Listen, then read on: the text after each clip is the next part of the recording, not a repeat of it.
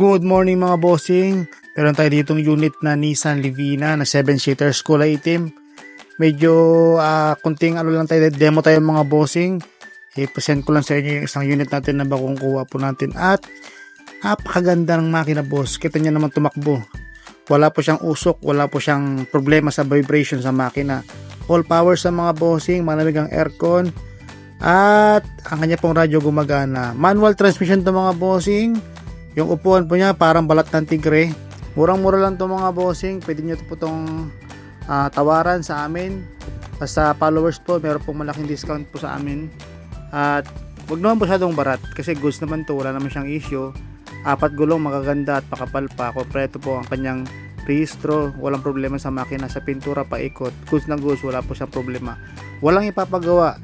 Gagamitin nila yung mga bossing itong unit nito, press na press at ang lakas makapanchiks.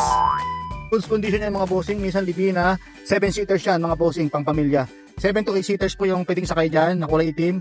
Ang kagandaan yan mga bossing, matipid yan yung sa gasolina niya.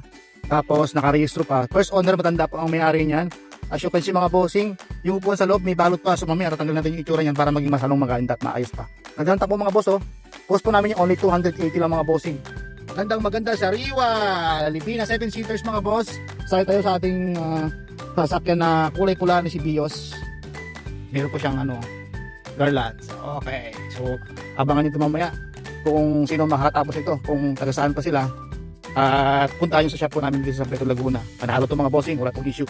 Game!